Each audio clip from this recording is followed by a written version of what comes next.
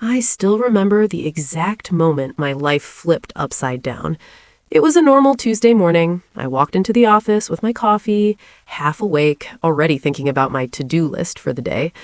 Then my boss, Daniel, called me into his office.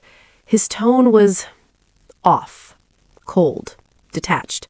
I thought maybe I had messed something up, maybe a client issue, maybe a report error. But the second I sat down, I knew something wasn't right. He didn't even look at me properly. He just shuffled a few papers, leaned back in his chair, and said, "We're letting you go." Just like that. No warning, no explanation, no emotion. I actually laughed at first. I thought it was some kind of joke. But he didn't laugh. He just stared at me like I was already irrelevant, like I didn't matter anymore. 4 years. 4 years of staying late, covering shifts, fixing other people's mistakes, and I didn't even deserve a reason. I asked him why. He shrugged, and said, "We're just going in a different direction." That's when I realized this wasn't about performance. This was something else. And the worst part? As I walked out of that office, I saw someone sitting at my desk. My replacement. Already there. Like I had never existed. Hi, I'm Emily. I'm 28, married, and until that day, I honestly thought I had my life together. I wasn't rich or anything, but I had stability, a steady job, a routine, a sense of security that made everything feel safe. My husband, Jake, and I had just started talking about buying a house. We were planning our future step by step like normal people do. And my job? It wasn't glamorous, but I was good at it. Really good. My performance reviews were always solid. My coworkers relied on me. My boss used to praise me in meetings. At least, he used to. But looking back now, things had started to feel different in the last few months. He became colder, more distant, less appreciative. Small things started happening. He'd ignore my suggestions in meetings, then praise the same ideas when someone else said them. He'd exclude me from emails I should have been on. At the time, I told myself I was overthinking it, that maybe I was just stressed. But sitting there in my car after getting fired, it all started to make sense, and I couldn't shake this one feeling deep in my gut. This wasn't random. This wasn't bad luck. This was planned.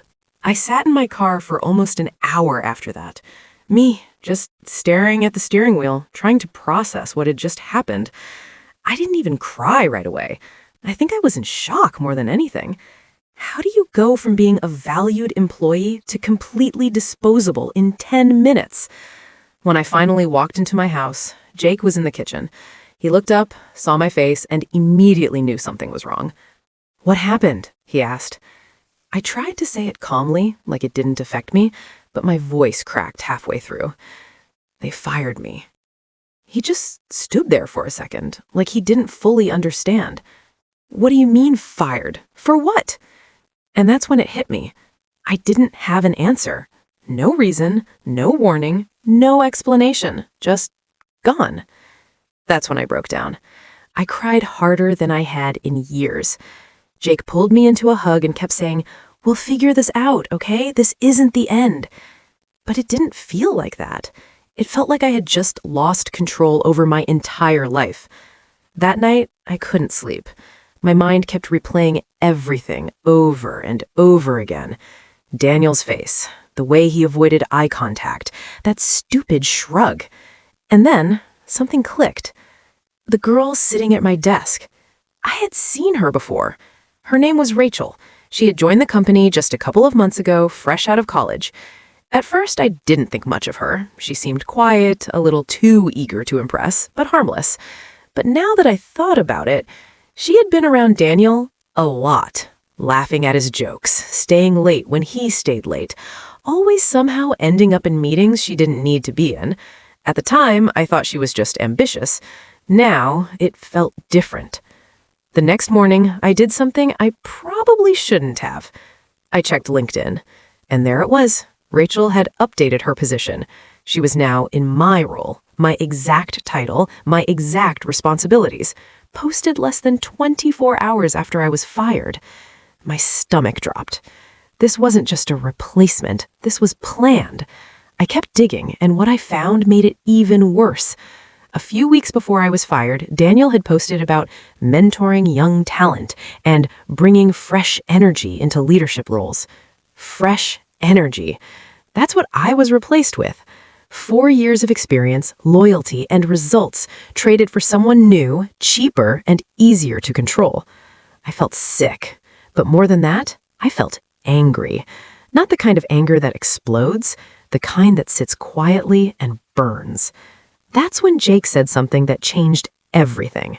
He looked at me and said, "If they think they can just replace you like that, they have no idea who they just let go." And for the first time since getting fired, I stopped feeling like a victim and started thinking differently. The next few days were rough. I won't pretend they weren't. I applied to jobs, updated my resume, did everything you're supposed to do when you suddenly find yourself unemployed. But something inside me had shifted. I wasn't just trying to move on anymore. I wanted answers. And more than that, I wanted control back. So I started digging.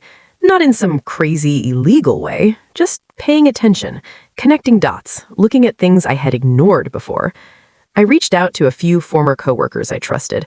At first, I kept it casual, just checking in, asking how things were going, but it didn't take long before the truth started slipping out. One of them, Lisa, hesitated before saying, "It's been weird since you left." That got my attention. "Weird how?" I asked. There was a pause, and then she said something that made my stomach twist. "Rachel isn't doing your job. She's struggling." Apparently, things weren't going as smoothly as Daniel expected. Client deadlines were getting missed, reports had errors, small issues at first, but they were adding up fast. And Daniel, he wasn't handling it well. He was getting frustrated, snapping at people, micromanaging everything. I listened quietly, trying not to sound too interested, but inside, something felt different. Not happiness, not yet, just validation. I wasn't the problem, never was. Then Lisa said something else. "Honestly, it feels like everything is falling apart since you left." That sentence stuck with me. For days, I kept thinking about it. Every system I built, every process I streamlined, every client relationship I managed, I wasn't just an employee. I was the one holding things together, and they didn't even realize it until I was gone.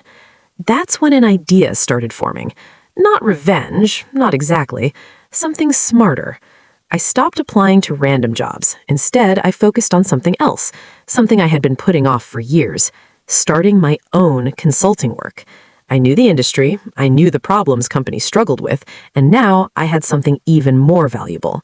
I knew exactly what happens when those problems are ignored. I spent days planning, building a simple website, reaching out to small businesses, networking in ways I never had time for before. It wasn't easy. There were moments I doubted everything, but every time I thought about Daniel's face when he fired me, it pushed me forward. And slowly, things started to happen.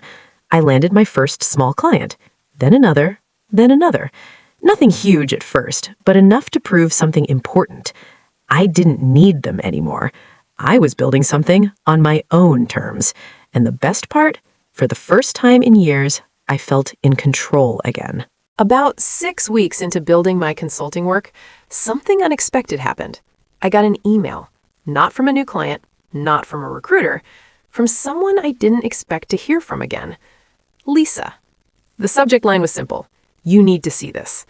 My heart started racing a little as I opened it. Inside was a forwarded email chain. Internal company emails, and right there was Daniel's name. I probably shouldn't have read it, but I did.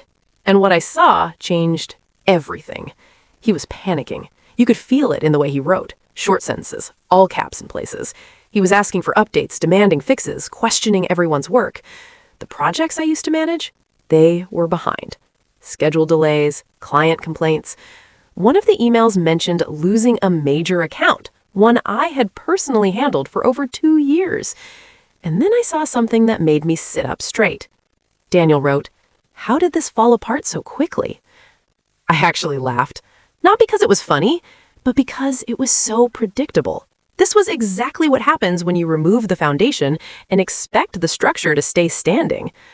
But it got worse. In another email, Rachel tried to defend herself.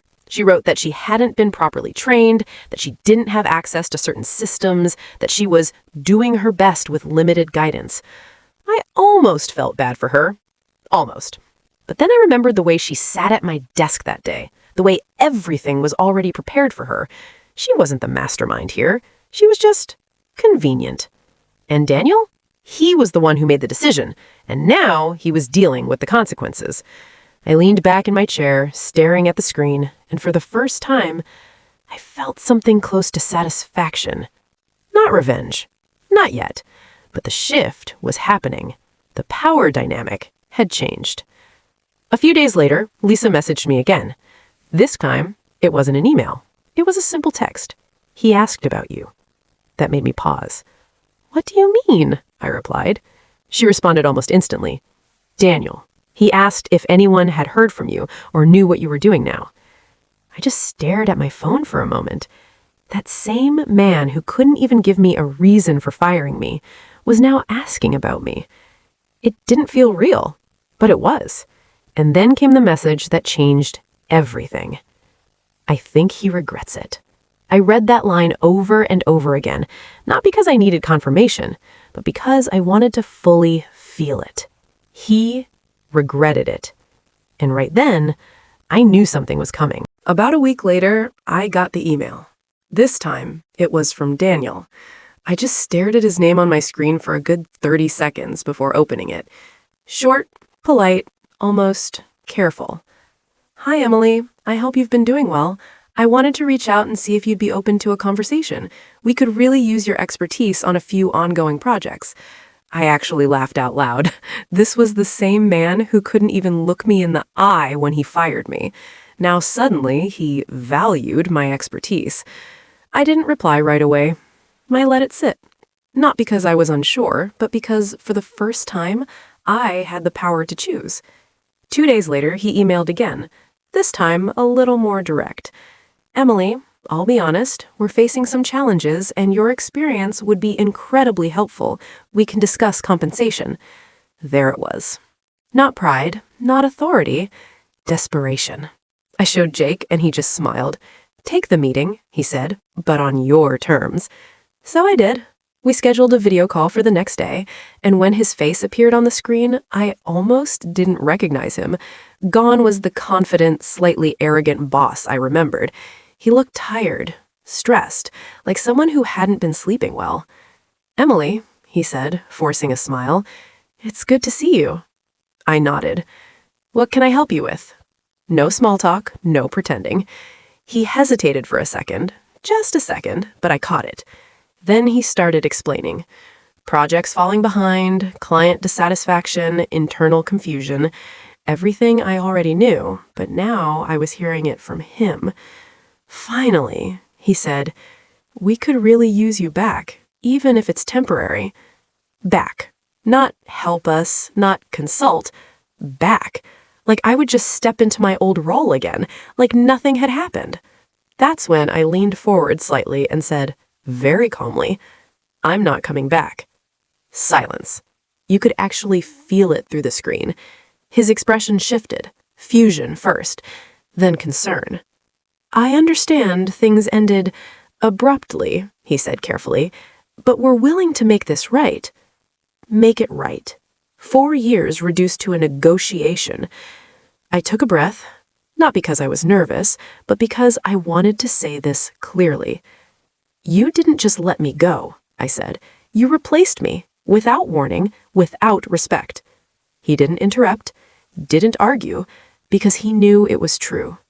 Then I added, but if you want my help, we can talk about a consulting contract. That got his attention. I could see the shift immediately. Of course, he said quickly, whatever you think is fair. And that's when everything flipped, because now I wasn't the employee anymore. I was the solution. And solutions come at a price. I didn't rush the offer, I didn't undersell myself, and I definitely didn't do him any favors. I sent over a consulting proposal the next day. Triple my old monthly salary, limited hours, clear boundaries, no late night calls, no urgent chaos unless it was billed extra. And the best part? Payment up front. He agreed, without negotiating. That's when it really hit me. The same man who once treated me like I was disposable now couldn't afford to lose me again. I worked with them for 6 weeks, fixed the systems, cleaned up the mess, stabilized their biggest accounts, and then I walked away. On my terms. No emotions, no attachment, just results. A few months later, I heard Rachel quit. Daniel stepped down not long after, and the company, let's just say, it never fully recovered. But me, I didn't just recover, I built something better. My consulting business grew faster than I expected. More clients, more freedom, more control. And the best part? I never had to ask anyone for permission again. So yeah, he fired me for no reason, but 3 months later, he was the one asking for a chance. And this time, I was the one who said no. If you've ever been underestimated, replaced, or treated like you don't matter, remember this. Sometimes losing your place is exactly what puts you in power.